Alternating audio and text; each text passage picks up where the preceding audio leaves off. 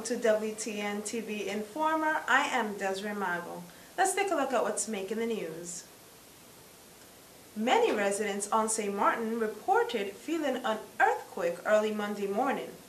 The earthquake shook St. Martin at approximately 1:42 a.m. Monday morning. One resident reported hearing a loud noise while her bed was being shaken, whilst others reported being terrified by the event. The magnitude of Monday's earth tremor is reported to be 4.7 on the Richter scale and was located 52 miles east of Phillipsburg. It was also reportedly felt across the island. The Department of Disaster Management has been informed by the Meteorological Department of Curaçao that the heavy rainfall watch issued Sunday night until 8 a.m. Monday, November the 28th, has been discontinued. Public Works head Claudius Bonkamper on the department's efforts to deal with the flow of water during Sunday's weather. Well, at this point in time, Andrew, I must say all went well over the weekend. Naturally, there were times when the roads were a lot of water on it because of the heavy downpours, but, within 15 minutes, that water flew back off. We had the pumps running non-stop. We had Rain Bay open. So, in principle, there was not that much delay, I would say, in the water management on our side. We haven't really gotten any indications either that we had serious water problems, with the exception of Diggers Gut that was high at sometimes, but not that we had any floodings or damages. Okay, so we are prepared to withstand more raining. Well, we are pumping continuously. We haven't stopped that process, and the Great Bay is still being monitored. So yes, we as water comes, we deal with it. After a while, the ground gets saturated, so they won't hold any more water. The flow of water then becomes much faster for us, and we get much more water. But I don't think at this point in time there's any reason to cry foul at this point in time yet. Okay, and as far as the drainage, the new drainage systems that we've been working on for quite some time, are they working, Mr. Bonkamper? We have tendered the stormwater pumping facility, which is going to be built. That hasn't been built yet. We've had surfaced some drains on the Bush Road. We did one in St. Peter's and one in South Rouen. Those are functioning picture perfect. There's no problems there. We're getting the water out correctly. So the drains are functioning as they work. But remember, we don't have a full drain network yet. This island needs a lot more drains than we have right now. And that's the intention on the budget of next year, to put in many more drains again. So hard surfacing many more drains. The Princess Juliana Airport reported that no major damages occurred at the airport. Citizen Julian Rolox was a passenger on the Insel Air flight that traveled in the bad weather to St. Martin. Rolox explains his experience with WTN TV Informer. Sunday midday, I was coming from Curaçao in the Insel Air flight with almost about 100 passengers. And while we're going to land, just before we're going to land, the pilot said we can't land because the weather conditions. So he would have to circle for a while until the weather clears up. Well, we circled about 15 minutes, and the weather was really bad, shaking the aircraft, and some folks on the plane were a little shaken, to the point that I heard some of them even saying their prayers. The whole thing was, it was a shocking experience, but for not one moment did the cabin crew that they showed that they were shaken or that they were nervous. They remained professional, they remained cool. I was extremely impressed, to be very honest. Eventually we landed. It was a perfect landing. When we landed, naturally the whole cabin broke out in cheers and applause.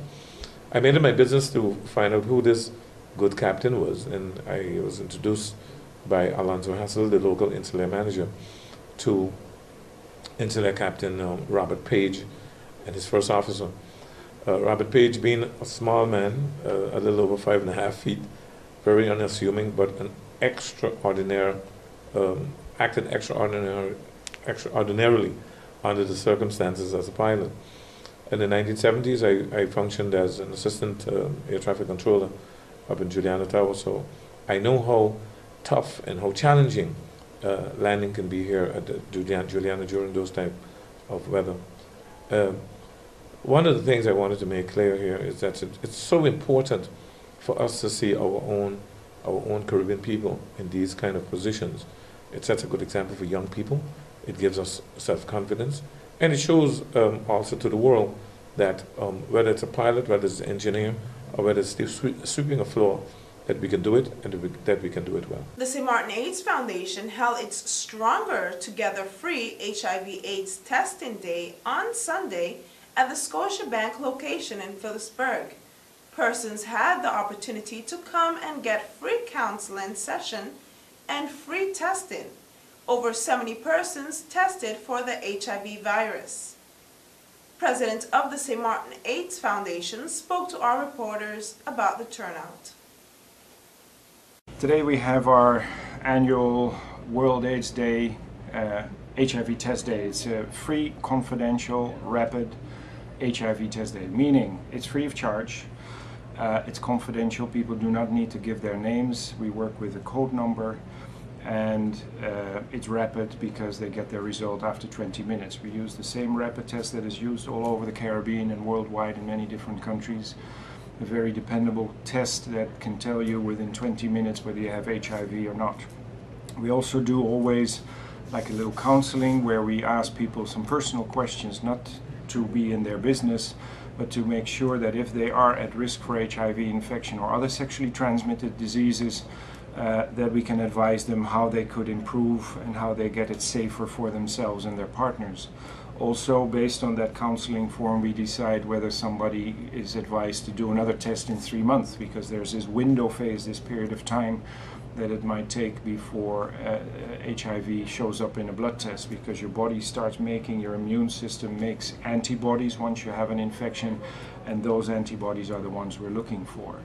So counseling, giving the test, doing the test and giving the results, we get a chance to talk on a one-on-one basis confidentially with people to see if they are at risk for HIV infection and how they could reduce that risk, and we advise them to come back in a couple of months if they have been at risk. We're giving free t-shirts today, I love my life, because that's what we should do, love our life and make it safe. We work together with the French side this year around World AIDS Day, and that's why we choose to do these I Love My Life t-shirts on both Dutch and French side, and people will see the posters hanging up all over the place in the coming days as well. That's for our World AIDS Day activity now. Of course, we still have the raffle tickets. We're in the middle of the Stronger Together Red Ribbon campaign together with Scotiabank, and we're still selling our raffle tickets for a beautiful Spark, General Motors car, donated by General Motors and FW Vlon & Son. And then coming Thursday, December 1st, that is World AIDS Day, at 7 o'clock at the Cultural Center. There is a fantastic Broadway musical, Rent, a musical about life, love, and HIV and AIDS. And it's really the original Broadway musical, trained with a local cast. They trained for 10 months to put this musical on stage, and they were here earlier because we had PJ82 radio the whole day, and we had Island 92 as well, who helped us to get the message out, and the cast was training next door the whole day, so they came in and sing a beautiful rendition, and I really hope that people will come out on World AIDS Day, December 1, to look at Rent. It'll be 1, 2, 3, and 4 of December that that show will go on. No, a lot of people are talking about the musical. You think that the Rent will be maybe more showings will be done?